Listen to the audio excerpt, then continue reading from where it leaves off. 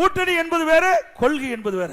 கூட்டணி என்பது தேர்தல் நேரத்திலே வாக்குகள் சிதறாமல் இருப்பதற்கு, எதிரிகளை வீழ்த்துவதற்கு கூட்டணி அமைக்கப்படுகிறது. அந்த அடிப்படையில் தான் நாங்கள் கூட்டணி அமைக்கிறோம். உங்களை போல பல கட்சிகளை கூட்டணியில் வைத்துக் கொண்டு அடிமையாக்க நாங்கள் விரும்பல. எப்பொழுதுமே எங்கள் கூட்டணியில் அங்கம் வைக்கின்றவர்கள் சுயமரியாதையோடு சுதந்திரமாக செயல்படக்கூடியவர்கள் தான் எங்கள் கூட்டணியில் அங்கம் வைத்துக் கொண்டிருக்கிறார்கள். உண்மைதானே? திமுக கூட்டணியில் அப்படியா இருக்குது?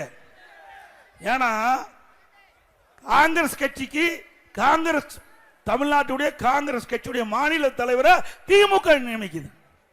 அப்படித்தானே இருக்குது. காங்கிரஸ் கட்சி 100 ஆண்டு விழா கண்ட கட்சி.